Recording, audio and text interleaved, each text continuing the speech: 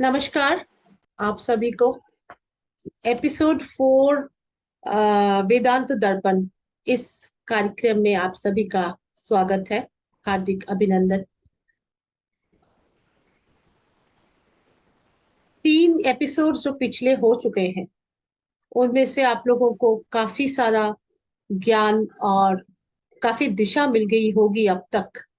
और अगर जो नहीं भी देखे हैं एपिसोड्स, वो इस एपिसोड के देखने के पहले पिछले एपिसोड्स भी देखेंगे तो एज अ रेफरेंस भी आप लोग को मालूम होगा कि किस प्रकार यहाँ तक हम पहुंचे हैं। आ, इस कड़ी में, इस एपिसोड में, उस हिसाब से एक सीरीज की तरह ये चल रहा है, क्रम है जिसमें एक सीक्वेंस कहा जा सकता है कि शुरू कैसे और उसके बाद है इस प्रकार। तो सर आज थोड़ा सा आज के एपिसोड में आज को लेके अगर हम बात करें, प्रेजेंट को लेके, वैसे हम जो हैं या वेदांत क्या है उस पर तो कर ही रहे हैं बातें, और वो जान ही रहे हैं, वो उसी का कार्यक्रम है ये। जैसे अम, 3 चीजें हैं। जैसे कहा जा सकता है कि मनुष्य जीवन के लिए आमतौर से रोटी, कपड़ा और मकान, these are the basic necessities for a human life, right. तो अगर कहा जाए कि अरे भाई हमें तो रोटी चाहिए रहने के लिए, हमें एक छत चाहिए रहने के लिए, और कपड़ा चाहिए अपना तन ढकने के लिए, तो ये रही एक ह्यूमन लाइफ में अगर कहा जाए तो वेदांत की आवश्यकता क्यों है? ऐसा भी कोई सोच सकता है? क्यों नहीं सोचेगा कि हाँ वो तो जिनके पास में सब कुछ है वो ये सब लेके सोचे बैठे करें, हमें क्या जरूरत है इसको करने का? क्यों आवश्यक है वेदांत की?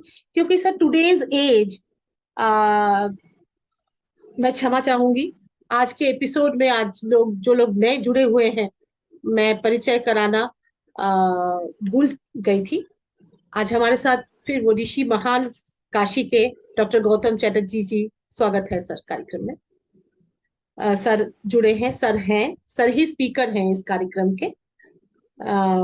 मैं तो बस प्रश्न करती रहती हूँ और सर जवाब देते रहते हैं बहुत अच्छा अच्छा उस पर।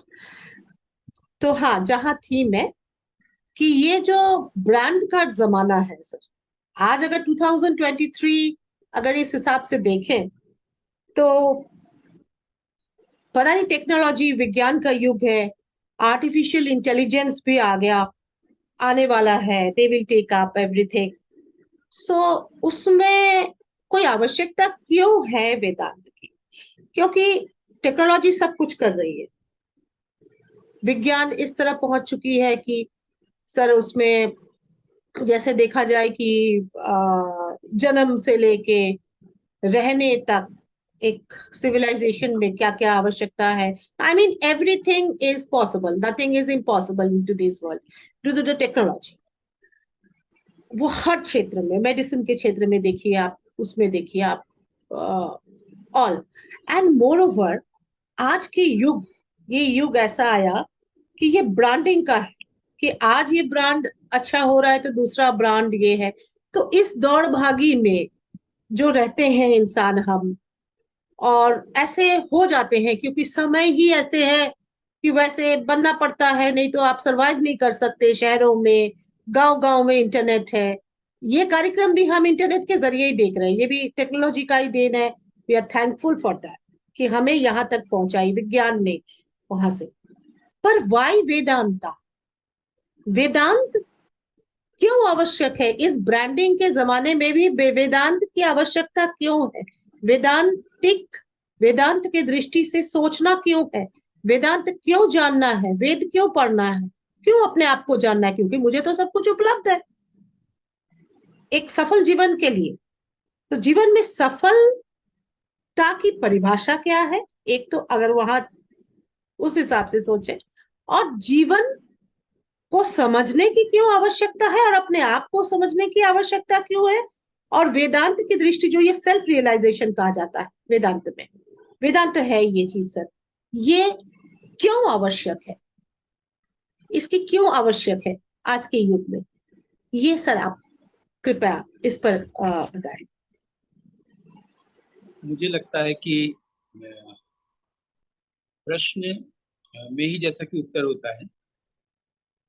पिछली बार हम लोगों ने बात की थी ना कि एक अच्छा उत्तर पाने के लिए अच्छा प्रश्न होना चाहिए। ये जी प्रश्न ही अपने आप में बहुत अच्छा है।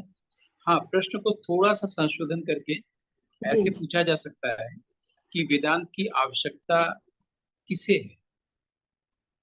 क्योंकि वेदांत की आवश्यकता क्यों है जो आपने कहा, मैं जी उसमें प्रति प्रश्न कर रहा हूँ कि वेदांत की अ, आवश्यकता किसे है, क्योंकि मुझे तो जी नहीं है।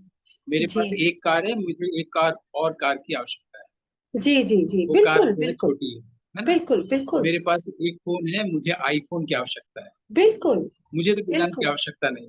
बिल्कुल मेरे पास 15 लाख है और मेरे पास मुझे 70 लाख हो तो उसकी आवश्यकता है। बिल्कुल वेदांत, हम वेदांत की बात करते रहेंगे, वेदांत की किताबें लाइब्रेरी में रखेंगे, लोगों में इंप्रेशन जमाने के लिए इतना ही काफी है, लेकिन उसकी बिल्कुल आवश्यकता नहीं। जी मैंने I am really not burning for Vedanta. जी किसे आवश्यकता ये देखने की जरूरत है, क्योंकि हम लोगों ने नीट को सही से गलत की तरफ मोड़ दिए हम्म और उसकी आदत बना लिए हैं और उसको पीढ़ी दर पीढ़ी हस्तांतरित करते गए हैं। हम्म इसलिए हम लोग भूल गए कि एक्चुअली नीड हमें किस चीज की। जी हमें लगता है कि रोटी कपड़ा मकान की जरूरत है और उसमें पूरा जीवन हमारा चला जाता चला जा रहा है ना। ये हम लोग हमेशा बोलते हैं कि यही जीवन है, यही संसार है, जीना या मरना है। ये कभी नहीं सोचते हैं कि मरना नहीं।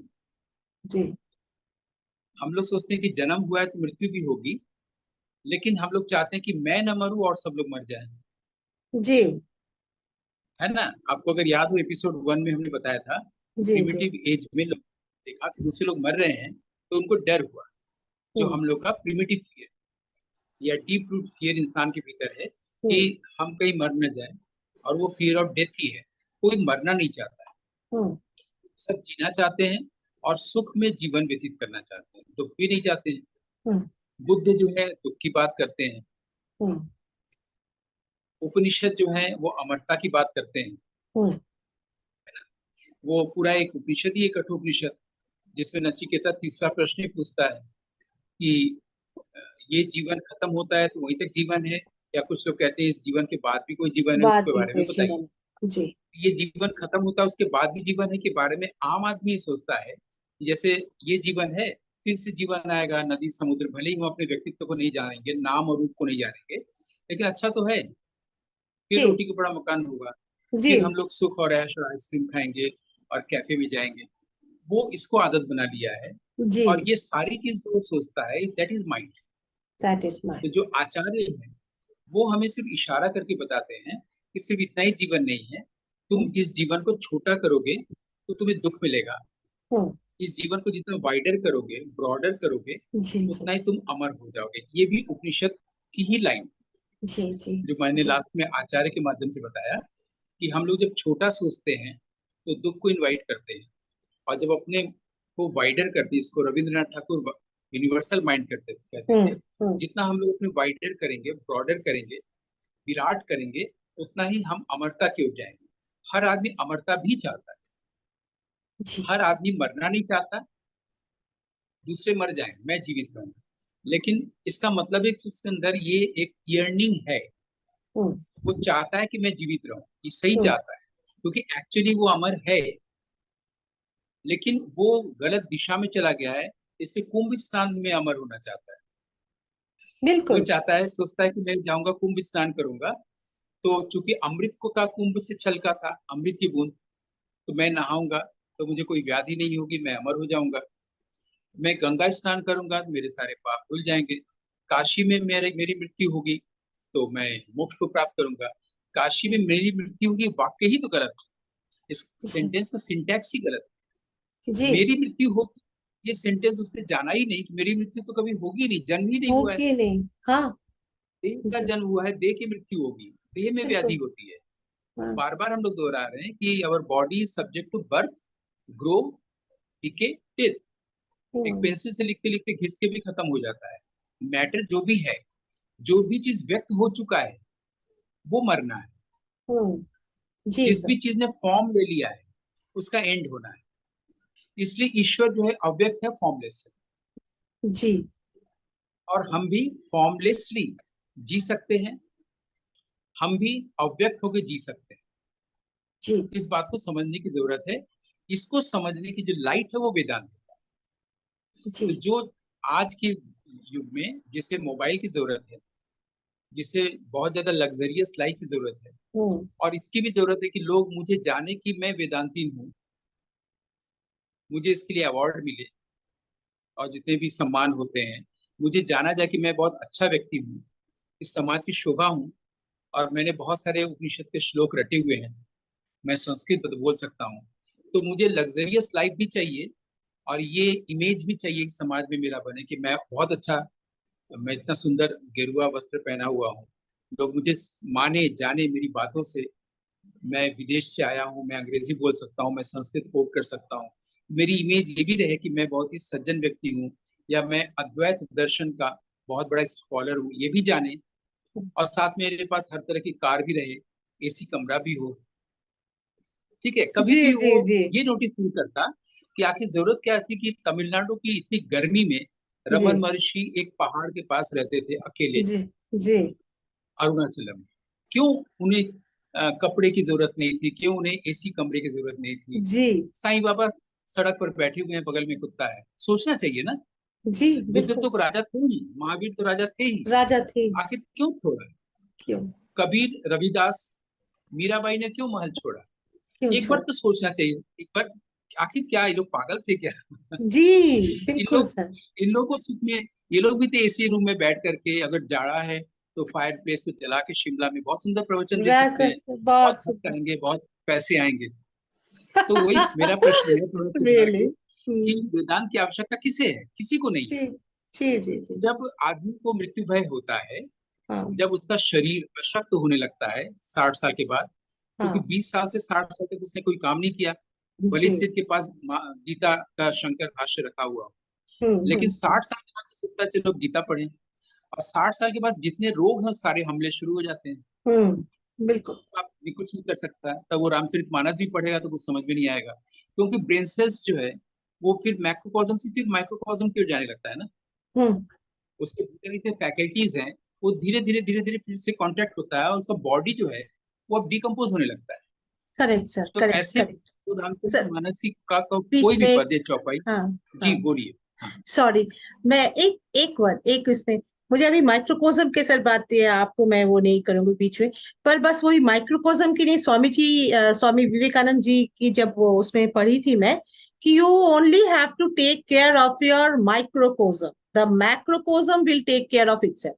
एग्जैक्टली एग्जैक्टली, इसी को अभी यही बात सरल पे सर। भाषा में कहा गया है। जी जी इसी को जब विवेकानंद ने ये बोला था तो सिस्टर जी निवेदिता ने सरल कर दिया था कि take care of little things, big things will take care of themselves. ये उन्होंने उसको और सरल करके सिस्टर निवेदिता ने बोला था। जी तो सर आगे। एक्चुअली ये है कि हम माइक्रोकॉस्म की भी परवाह ना करें, हम अपने सेल्फ को लेकर सिर्फ रहें, जी जी सेल्फ को जाने, यानी सेल्फ के साथ रहें। दुनिया में जो कुछ भी हो रहा है वो अपना सब कुछ केयर हो जाएगा, हमारे नहीं जानने से भी चलेगा। इसको एक छोटे से उदाहरण से समझे। आज के युग में हम लोग बहुत कुछ जानना चाहते हैं, हम लोग नेट के युग में, डिजिटल युग में हम लोग सर्फिंग करते हैं, हम्म, यूट्यूब में या तमाम ओटीटी प्लेटफॉर्म्स में, ये हम्म, तमाम जगहों पर क्या है, दुनिया में क्या चल रहा है, ये जानना चाह रहे, हम्म, वो जानना चाह रहे, और ये अनंत हम्म, है ना। जैसे मान लीजिए कोई पोइट्री या सिनेमा के फील्ड में, तो वो जानना चाहेगा कि वहां पर और क्या क्या हुआ है, कोई इंटरव्यूज देखना चाहेगा। लेकिन आपको मैं एक सबसे मजेदार बात बताऊं, कि अगर आप शांत हैं और इनको नहीं जानना चाह रहे, आप क्वाइट हैं, आप खामोश हैं, सारी जानकारी आपके पास आ जाएगी। जी। क्योंकि ये जो वर्ल्ड है, जो आज का डिजिटल युग है, जो भी अपने प्रश्न को बताते हुए आपने बताया कि आजकल ये है, वो हम्म। सब उसी लाइट से ही तो इमिनेट हुए हैं। वर्ल्ड में जो कुछ भी आता आ रहा है, आता चला जा रहा है। आज इंटरनेट के युग यस है, कल कुछ और युग यस। हो, जी। सब कुछ एक ही जगह से आ रहा है। Correct Guru Nanak correct. देव कहते हैं कि पूरा एक्सप्रेशन। संसार जो है एक ही शब्द से आया है। उसी को हम्म दूसरे शब्दों में कह सकते हैं कि everything is out of nothingness. जो हम्म नथिंगनेस है, जो शून्य है, या हम्म। जो महाशून्य है, वहां से ही सारी चीजें आ रही हैं, जा रही हैं। जी। पूरी की पूरी एक इनॉर्मस एक चीज चली आ रही है, जा रही है, चली आ रही है, और चलता ही आ रहा है। एब्सोल्युटली तो एब्सोल्युटली। जब ऐसा था कि वेदांत वैदिक ऋषियों की ही जरूरत की चीज नहीं थी, उस वक्त भी राजा महाराजा थे, उस वक्त भी आम आदमी थे, हाँ। उस वक्त लोगों को मौत से डर लगता था। तो वेदांत की उपयोगिता थी, आज है हम्म, कि नहीं, इस वाक्य का सिंटैक्स बदल के हम लोग पूछ सकते हैं। वेदांत हर काल में हर व्यक्ति के लिए जरूरी है, और जरूरी वेदांत है। का अपना कोई काल नहीं है, क्योंकि वो टाइमलेस है। वो जो लाइफ या लाइट हम्म। है, लाइट का जो लाइफ है, उसकी जो फिलोसॉफी है, उसकी जो दृष्टि है, वो टाइमलेस है, इटर्नल है। जब भी मनुष्य के पास एक ज्ञान है, जब भी मनुष्य के पास दुख है, हम्म। जब भी मनुष्य के पास मृत्यु भय है, हम्म। तभी वेदांत उसके पास खड़ा है। नहीं तो अगर ये नहीं है तो उसको वेदांत की कोई जरूरत नहीं है। हाँ अगर उसके पास दुख नहीं होता, डर नहीं होता, तो वो फिर अंतर्मुखी नहीं होता, या किसी गुरु के पास नहीं जाना चाहता, जी। किसी आचार्य के पास ही तो जाते हैं। हम लोग को वेदांत के बारे में बताया गया है, उपनिषद, जैसा कि हमने पिछले एपिसोड में बताया कि उपनिषद का एक इन जनरल मीनिंग लोगों के पास ये है जी। कि आचार्य के पास बैठ के, हम्म। आचार्य के पास हम्म। बैठ के सत्य को जानना, ज्ञान को जानना, जानना। उपनिषद है ना। लेकिन मैंने बताया कि लेटर एज में इसको जोड़ा गया है, लेटर उपनिषद में। अर्लियर उपनिषद मैंने बताया कि हमारे भीतर जो डिवाइन पल्सेशन है, इम्पल्स है, उसको रियलाइज करना या एक्सपीरियंस करना, हम्म। ऐसा वेद के खिल सूत्र में है, हम्म। खिल सूक्त में है। जी अब सर। उसके आगे की मैं बात बताऊं इस एपिसोड में, कि एक्चुअली ये जो उपनिषद है, ये हमें संबोधित भी नहीं है। उपनिषद देवताओं को संबोधित है। देवताओं हम्म। के लिए उपनिषद का सिग्निफिकेंस, देवता जब इसको एसिमिलेट करते हैं और जब वो आचार्य के हृदय में ब्लूम करते हैं, हम्म। आचार्य के हृदय में एनलाइटेंड देवता जब प्रकाशित हो रहा होता है, ब्लूम करना जी। हो जी। रहा होता है, ल्यूमिनस हो रहा होता है, लस्ट्रस हो रहा होता है, तब जो हो रहा होता है, जो हो रही की घटना है, वो उपनिषद है। ये जी। अर्लियर उपनिषद में ऐसा कहा गया है कि ये देवताओं को संबोधित है, और देवता जब इसको एसिमिलेट करके आचार्य के हृदय में धीरे धीरे धीरे धीरे एकदम से अपने आप को एक्सप्रेस करता है, that is the happening of Upanishad. Okay. आचार्य के पास जाकर के उपनिषद का ज्ञान लेना, ये उपनिषद का अर्थ है, ये बाद में आया, और ये जी। सेकेंडरी मीनिंग है। जी। तो सेकेंडरी मीनिंग से हम लोग जैसे प्राइमरी मीनिंग तक गए हैं पिछले एपिसोड में, हम्म। तो उसमें आपको याद होगा कि हम लोगों ने ये भी कहा था कि ये जो छठ दर्शन है, उसमें उपनिषद नहीं था। तो हम्म। उसका तात्पर्य ये कहने का था कि आपने जो तीन की बात कही ना, तीन चीजें होती हैं शुरू में प्रश्न पूछते समय, तो हम्म। सही में शिव के भी त्रिशूल हैं, ट्राइडेंट हैं, और वो तीन उनकी शक्तियां हैं। इसको हम लोग कभी समझेंगे कि इच्छा शक्ति, ज्ञान शक्ति, क्रिया जी। शक्ति, ये मनुष्य में दी हुई शिव की तीन शक्तियां, जिसको त्रिशूल से हम लोग मेटाफोरिकली बताते हैं, सिंबलाइज करते हैं, हम्म। है ना।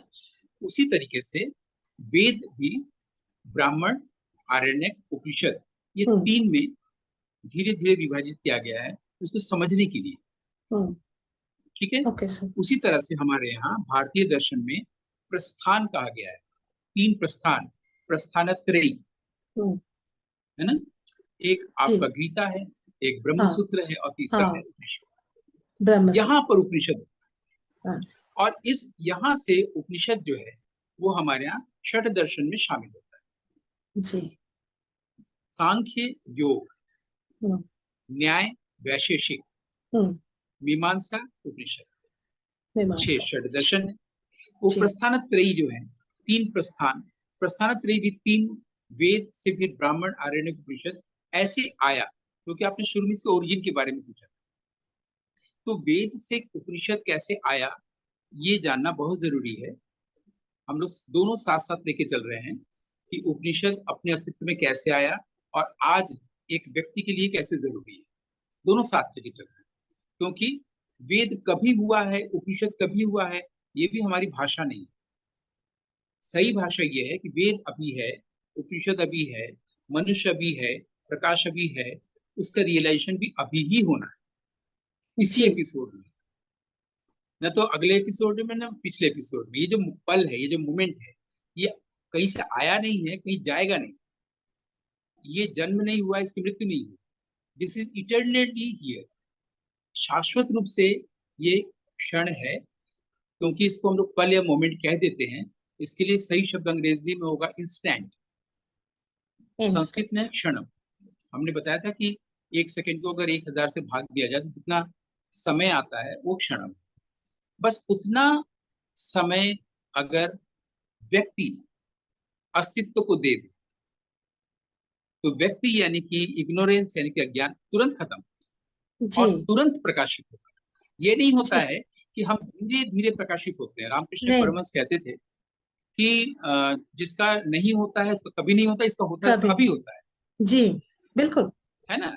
तो कमरे में अगर लाइट जल गई तो अंधेरा चला गया, अंधेरा चला गया। एक पलक झपकने से पहले चला गया, जी जी जी।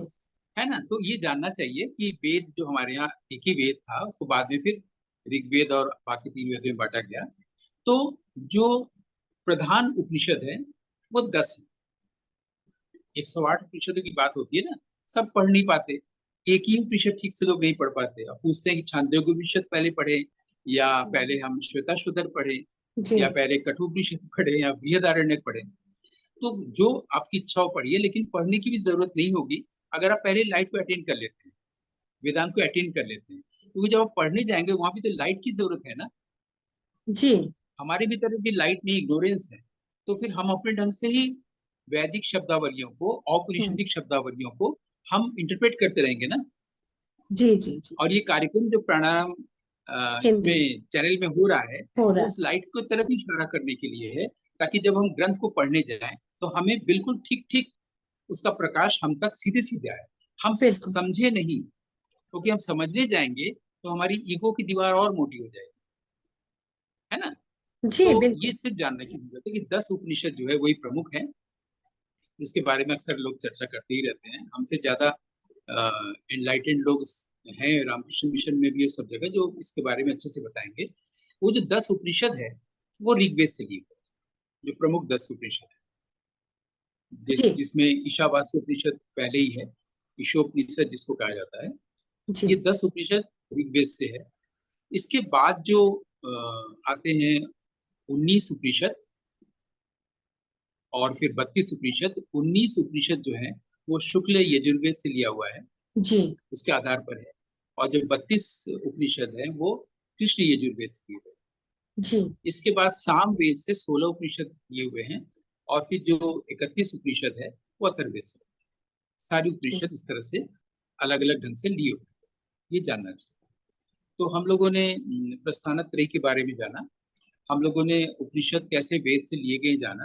लेकिन जानने के साथ साथ हम लोग अब इस पर आ रहे हैं कि ये जानना क्यों नहीं हमें प्रकाशित करता हाँ। है ना।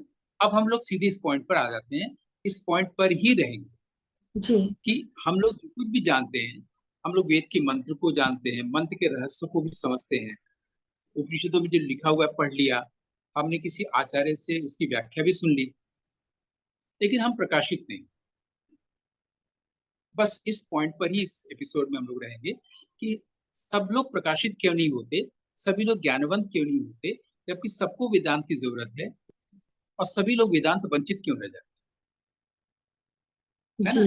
ये तो बहुत पहले तो हम अच्छा लोगों सर ने आपने, हाँ, ये इस सबसे पहले बिल्कुल तो हम लोगों अभी, ने हाँ, इसकी बहुत जरूरत है। यही यही हाँ, पॉइंट सब है लोग को लगता है एक्चुअली। जरूरत।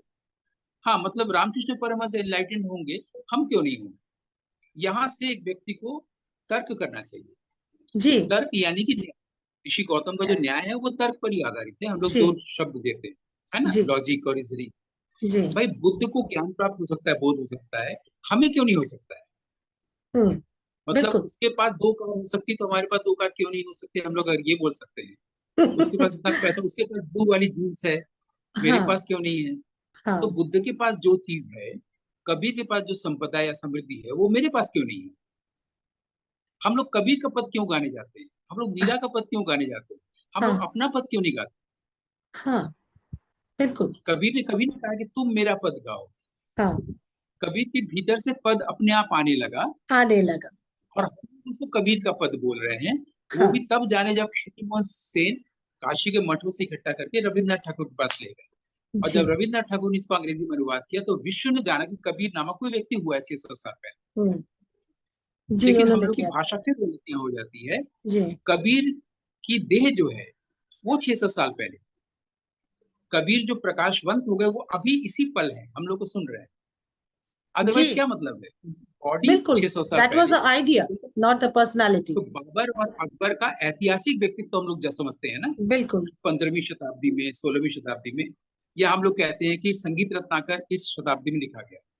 वैसे हम लोग वेद को भी सोचते हैं इस शताब्दी में लिखा गया होगा, हम्म। कबीर इस शताब्दी में हुए, ठीक है, उनका हिस्टोरिकल एस्पेक्ट है ये। लेकिन कबीर हिस्ट्री नहीं है, कबीर लाइट हम्म। है, बुद्ध हम्म। लाइट है, रामकृष्ण परमहंस लाइट है। लाइट है। रामकृष्ण परमहंस कभी हुए हैं ऐसा, वो एक ये शरीर था वाक्य सर। गलत है। हाँ, वो एक हाँ, शरीर था, हम वो लोग जन्मे वाक्य, थे। हाँ। भाषा में हम लोग बिकॉज को बहुत सर, द अलर्ट होना वर्ल्ड चाहिए, needs proof. The world needs है ना। प्रूफ। हाँ। Exactly exactly. तो हम लोग को भाषा की तरफ इसलिए ध्यान देना चाहिए क्योंकि भाषा की रचना भी ऋषियों ने इसी वजह से की। जी। पाणिनि ने अगर अष्टाध्यायी लिखा और महर्षि व्यास ने अगर निरुक्ति शास्त्र की रचना की, तो क्यों की? जी। इसलिए नहीं कि वो संस्कृत बताने के लिए कि बहुत प्रकांड विद्वान है और संस्कृत बहुत उच्च स्तरीय भाषा, इसलिए नहीं है। हम लोग सही ढंग से बात कर सके इसलिए उन्होंने की। तो वैदिक भाषा को समझ सके इसलिए की गई। वैदिक भाषा जो है वो संध्या भाषा में कही हुई बात है। इसलिए जब हम लोग है। वेद पढ़ने जाते हैं, हम लोग को कुछ समझ में नहीं आता। यहाँ पर समझने का आशय है कि शब्दार्थ ही समझ में नहीं आता, जी। जी। है ना। तो ये जानना चाहिए कि वैदिक लैंग्वेज है वो संस्कृत नहीं है, वो संध्या भाषा में कही बात है। और संध्या भाषा जो है उसको हम लोग आज के परिप्रेक्ष्य में ऐसे समझ सकते हैं, कबीर दास की उल्टी बानी, जी। बरसे कंबल भीजे पानी। कंबल बरस रहा है और पानी भीग रहा है, हम्म। उल्टी बात लग रही है ना। जी। जी। जी। ठीक इतनी भाषा में पूरा वेद लिखा है। जी। इसको हम जी। लोग सदुकड़ी भाषा में उल्टी बानी या उलटबासी कहते हैं, अच्छी उलटबाजी। भाषा में संध्या भाषा कहते हैं। जिसमें हम लोग को आधी बात समझ में आती है, आधी बात नहीं। संध्या के समय में दिन पूरा नहीं गया होता है, रात पूरी तरह से नहीं आई होती है, हम्म। इससे हम लोग को कुछ साफ दिखता है, कुछ साफ नहीं दिखता है। जी। उसी तरह से वैदिक लैंग्वेज, इस लैंग्वेज में क्या होता है, हम लोग को कंबल समझ में आ रहा है, बरसना समझ में आ रहा है, बारिश समझ में आ रही है, लेकिन बात समझ में नहीं आ रही है, क्या जी। कहना चाहते हैं। वेद ऐसा ही कुछ इंगित कर रहा है। और कबीर जब बोल रहे हैं तो उनकी देह से वो कुछ कहीं से किसी और का पद नहीं बोल रहे हैं। हम्म। वो मीननाथ, मत्स्येंद्र नाथ या गोरखनाथ के पद नहीं बोल रहे हैं। वो हम्म। अपने पद बोल रहा है। अपने पद का मतलब उनके भीतर से कोई कह रहा है। इसको जी। भी कबीर बोल रहे हैं जी। कि मैं कृष्ण की बांसुरी हूँ, मैं कृष्ण की बांसुरी हूँ, कृष्ण फूंक भर रहे हैं, आप सुन रहे हैं और कह रहे हैं, कबीर कह रहे हैं। जी।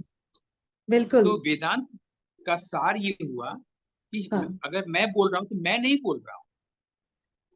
जो माइंड बॉडी है उसके पीछे क्या है, कॉन्शियसनेस। कॉन्शियसनेस के पीछे भी कुछ है, जी। क्योंकि कॉन्शियसनेस ने अगर बॉडी का साथ छोड़ दिया तो बॉडी डेड बॉडी है। एब्सोल्युटली। लेकिन कॉन्शियसनेस के भी पीछे तो कुछ होगा, और जी। कॉन्शियसनेस के पीछे जो है वो नथिंगनेस, कुछ नहीं है, नथिंग। हाँ। महाकाश है, वेदांत प्रकाश। जी। जी। उस प्रकाश से कॉन्शियसनेस ताकत ले रहा है, जिसके बारे में हम ताकत लेके कॉन्शियस हो रहे हैं, बॉडी माइंड और वेदांत चर्चा के लिए, इस एपिसोड के लिए, है ना। तो हम लोग अगर अवेयर हैं कि मैं बॉडी नहीं हूं, हम्म। मैं माइंड नहीं हूं, मैं कॉन्शियसनेस भी नहीं हूं, तो मैं कुछ नहीं हूं। हाँ। अगर हम ये फील कर व्हाट। सके कि मैं कुछ नहीं हूं, तो उस डिवाइन इम्पल्स को तुरंत फील करेंगे, क्योंकि तब कोई वो लाइट, वो डिवाइन इम्पल्स आप में सेटल हो जाता है। फिर आपको कुछ नहीं करना पड़ता है, वो आपका टेक केयर करता है। बिल्कुल सर। तो बिल्कुल। आप जब अपने सेल्फ के साथ रहते हैं, सेल्फ को जानते हैं, माने इस पल में हमेशा रहते हैं, जैसे इसको हम ऐसे बोल सकते हैं कि I am perfect, I am complete, here and now, full stop. Hmm. Hmm. Here and now में हम कंप्लीट हैं, परफेक्ट हैं, आई नीड नथिंग। हम्म। इसका मतलब है कि हम शून्य से बोल रहे हैं। जी। इसका मतलब है कि मैं कुछ नहीं बोल रहा हूँ, कृष्ण की बांसुरी में कोई फूंक भर रहा है, जी। जी।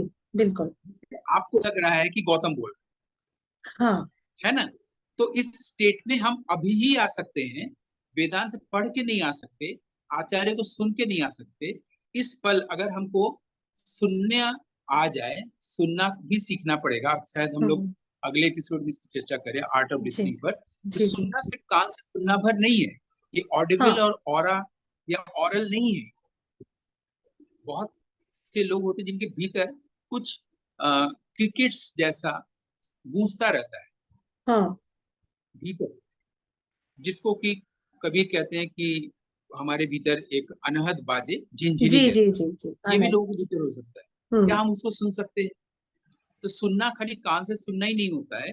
जब आप कुछ कह रही हैं, मैं आपको सुन रहा हूं और सोच नहीं रहा हूं, तो सुनना जो है घटने लगता है। इस पर हम लोग अगले एपिसोड में बात करेंगे कि हम लोग सिर्फ एपिसोड को सुनते हुए ही कैसे एनलाइटेंड हो सकते हैं, कैसे उस स्टेट में आ सकते हैं जिस स्टेट में बॉडी कॉन्शियसनेस नहीं। जी, बहुत बहुत धन्यवाद। आभार आपका सर, कोई शब्द नहीं है। बस इसी के साथ में अ, ये आज का ये एपिसोड का विराम देते हैं। फिर मिलते हैं आप लोगों से अगले एपिसोड में। बहुत बहुत धन्यवाद, आभार।